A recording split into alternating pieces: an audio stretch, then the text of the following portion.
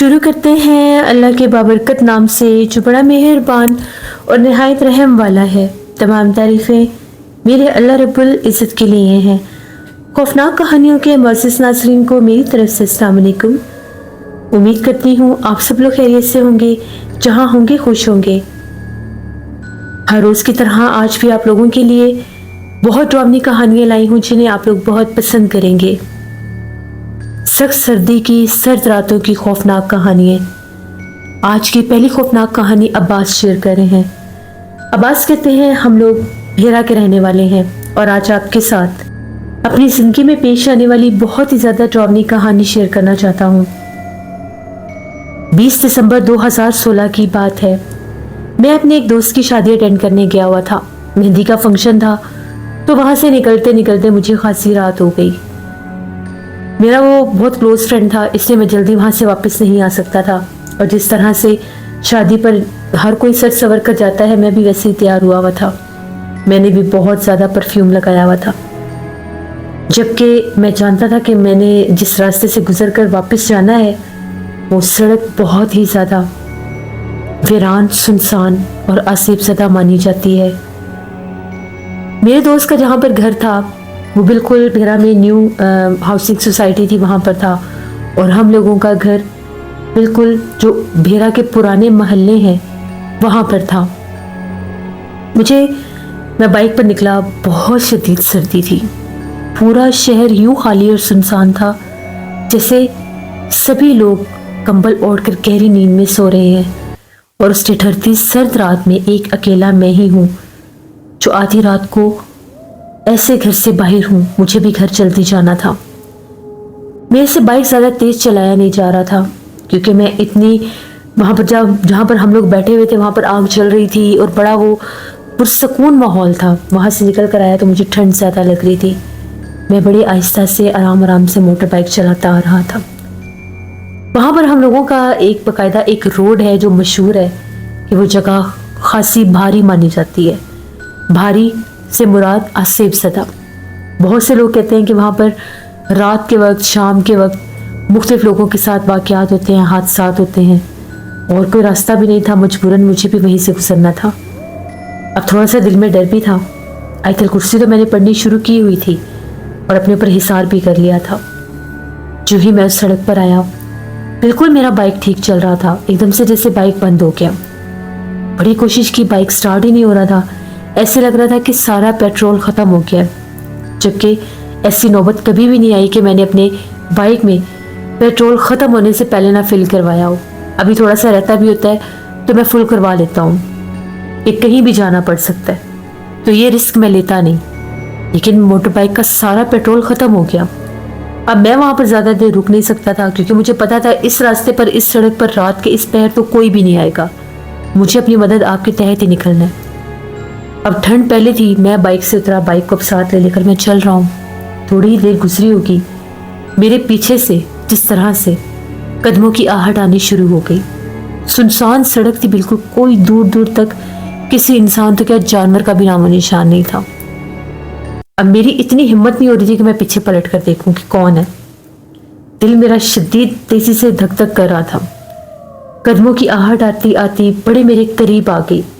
मैंने थोड़ा सा और तेज होकर चलना शुरू कर दिया और फिर एकदम से मैंने आयतल कुर्सी बुलंद आवाज में पढ़ना शुरू की। जो ही मैंने आयतल कुर्सी बुलंद आवाज में पढ़ना शुरू की तो वो कदमों की आहट आनी बंद हो गई। तब मैंने पीछे पलट कर देखा, बिल्कुल सुनसान सड़क, कोई भी नहीं। मैंने अल्लाह का शुक्र अदा किया, फिर चलने लगा अपने बाइक को लेकर।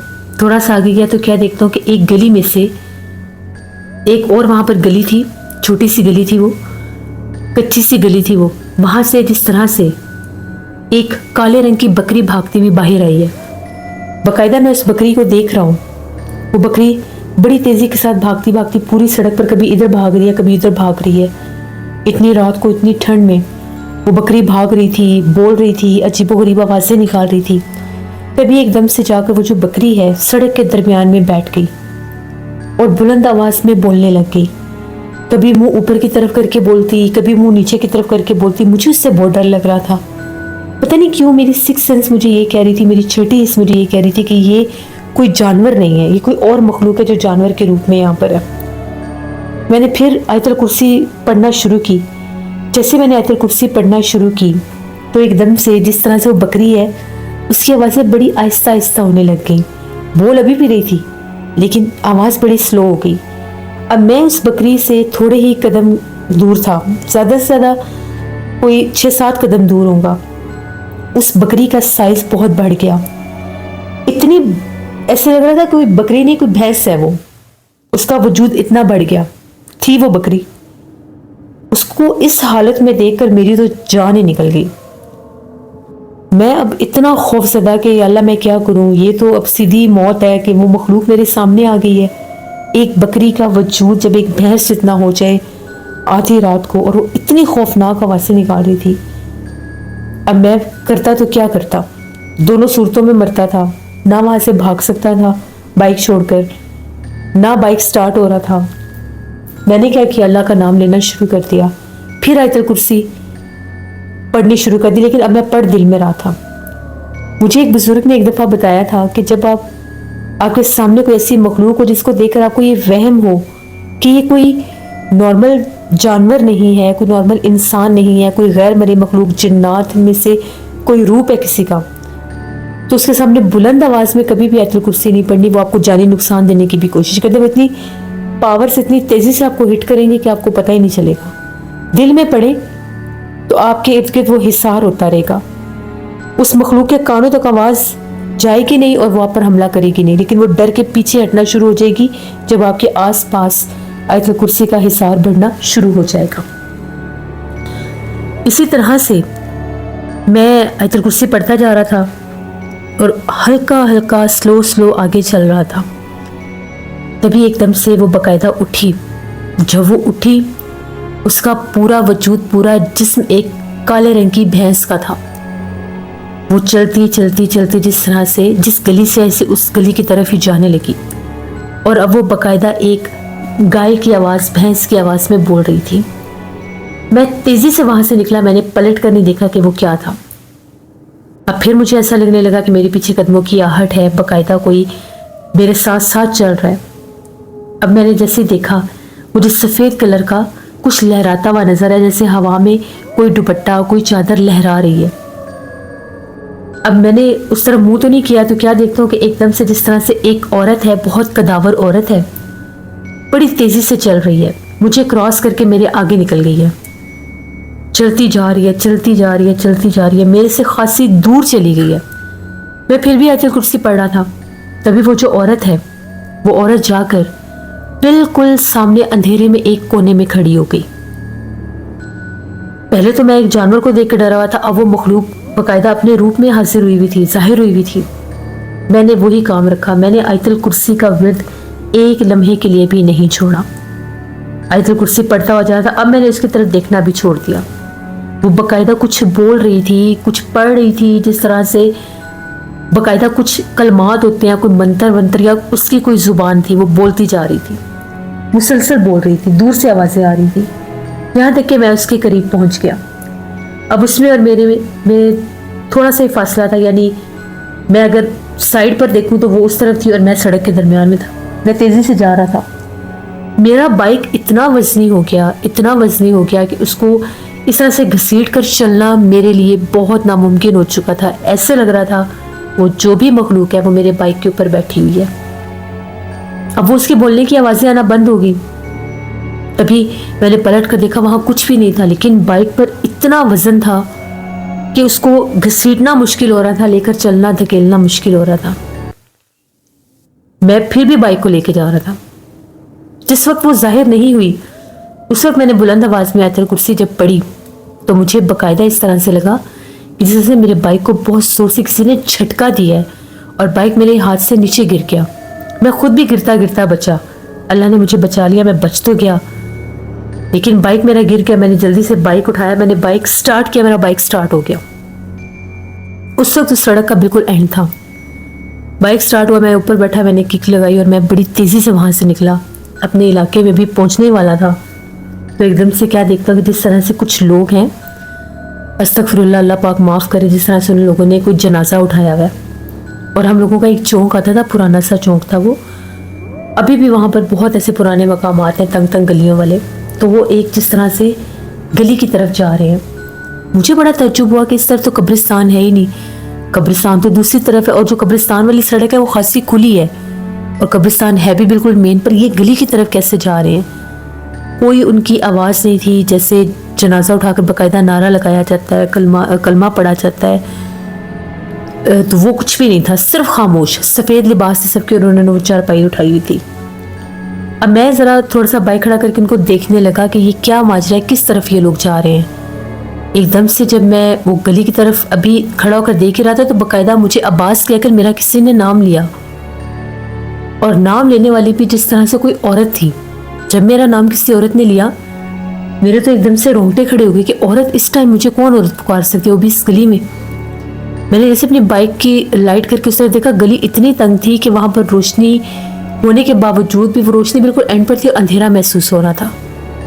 वो जो जनाजा और चारपाई मैंने देखी थी, कुछ भी नहीं था, वही औरत सामने खड़ी थी। उसका इतना बुलंद कद था, सफ़ेद लिबास और खौफनाक चेहरा। मैं इतना खौफजदा हुआ कि फिर मैं अपने घर भागा। बाइक तो मेरा स्टार्ट ही था। घर पहुंचा, दरवाज़ा खटखटाया, 3 बज के मुझे घर आते आते। अम्मी ने दरवाज़ा खोला। मैं बहुत ज़्यादा डरा हुआ था, मैं कांप रहा था। अम्मी ने जब मेरा चेहरा देखा, उनको मेरी हवाइयाँ उड़ी हुई पता लग गई। अम्मी ने कहा कि क्या माजरा है, किधर से आए हो, क्या हुआ तुम्हें, तुम तो शादी पर गए थे, क्या हाल बनाया हुआ तुमने। अम्मी कहती हैं कि तुम्हारे कपड़े ऐसे हैं जिस तरह से तुम मिट्टी में गिरे हो, और बाकायदा तुम्हारे कपड़ों पर मट्टी लगी हुई है, बालों पर मट्टी लगी हुई है। ना मैं गिरा था, ना ही मैं तो साफ सुथरा नहा धोकर शादी अटेंड करने गया था। मैंने कहा कि नहीं, मैं तो गिरा भी नहीं हूँ, बस ये माजरा मेरे साथ उस सड़क पर हुआ है।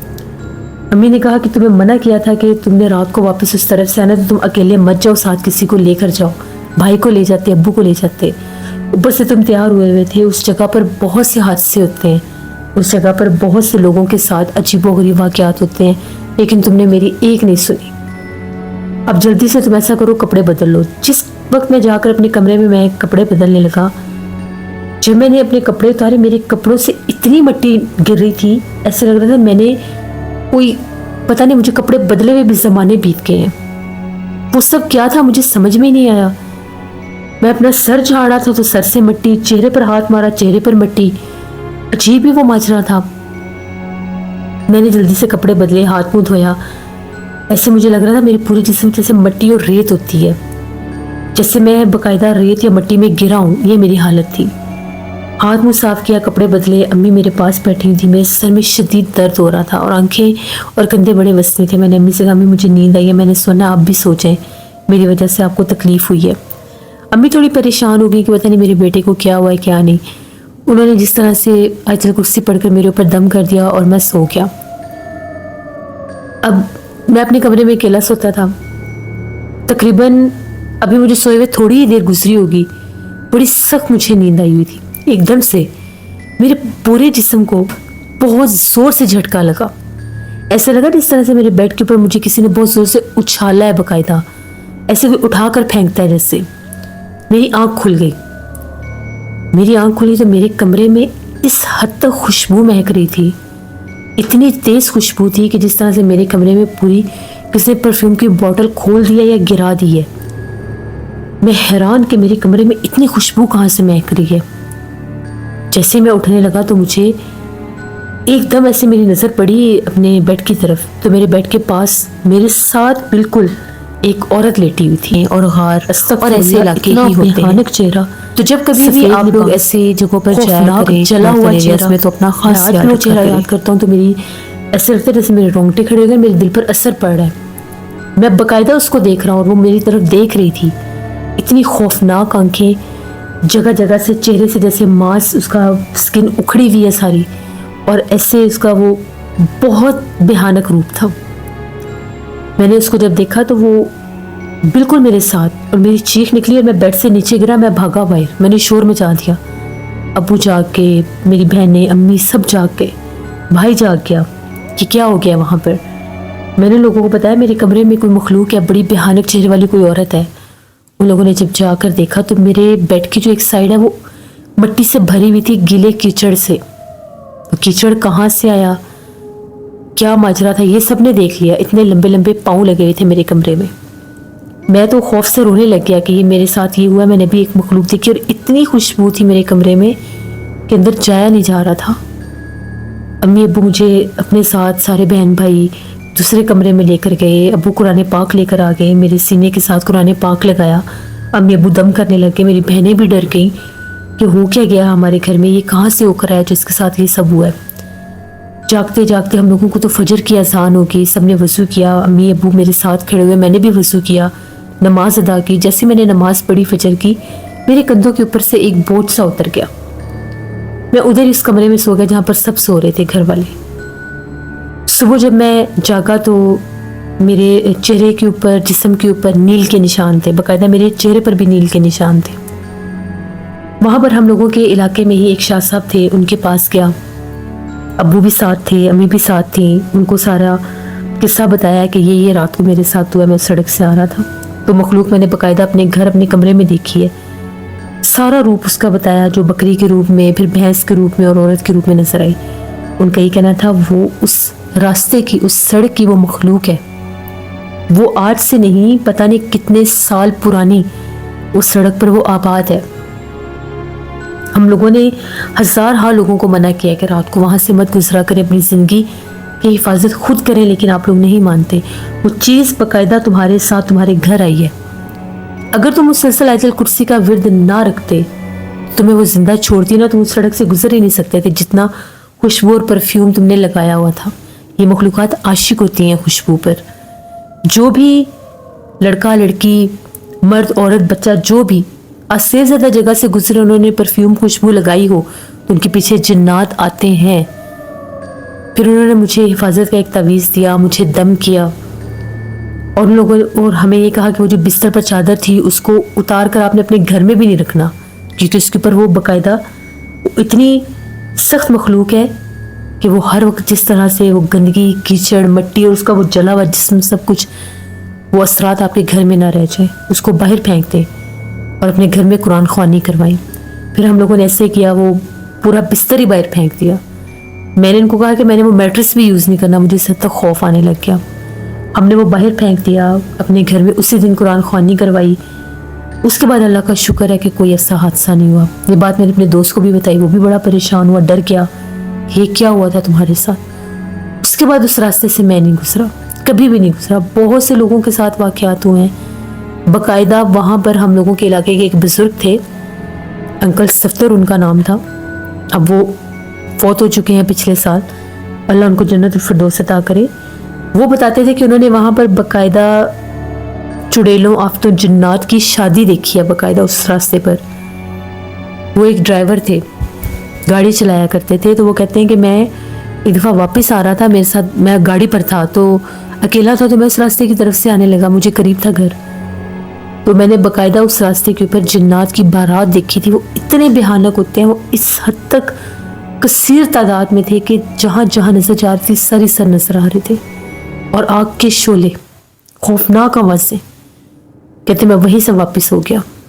अभी मैं उस सड़क पर ही था तो पीछे पलट कर देखा तो कुछ भी नहीं था, इतना वो भारी रास्ता था।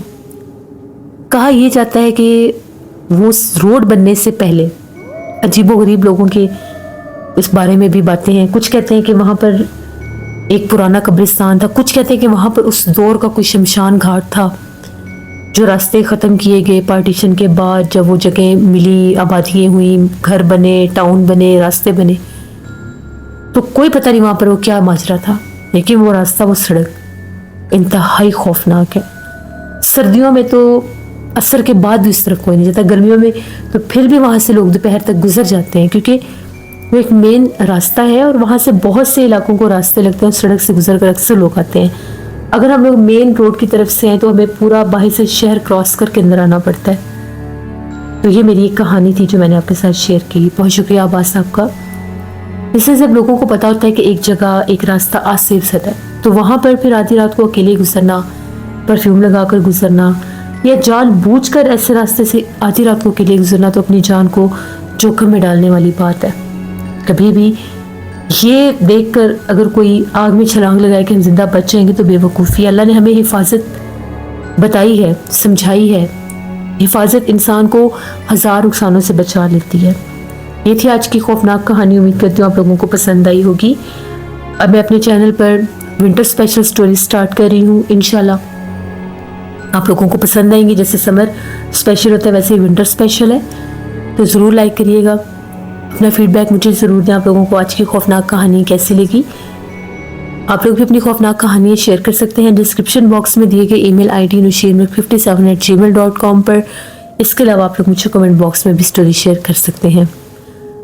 आज खूनी सैटरडे में बहुत खौफनाक कहानी आएगी, उसको ज़रूर विजिट करिएगा, आप लोगों को पसंद आएगी। एक असेब ज़दा खौफनाक गर्ल्स कॉलेज की कहानी, जिसको बंद करने की मेन वजह ये बनी थी कि वहाँ पर एक ऐसी स्टूडेंट आती थी जो इंसानों में से नहीं थी। तो वो कहानी आप लोग ज़रूर सुनिएगा, पसंद आएगी। स्केरी डिटेल्स में सिस्टर का चैनल है, उनको भी जाकर सब्सक्राइब करें एंड सपोर्ट करें। हॉरर स्टोरीज विद हारून मेरे भाई का चैनल है, उनको भी जाकर सब्सक्राइब करें एंड सपोर्ट करें। जहाँ रहे खुश रहे, अपनी ढेरों दुआओं में मुझे, मेरी फैमिली, मेरे पूरे पाकिस्तान को याद रखिएगा। Thank you for listening my stories. Stay tune. अल्लाह हाफिज़।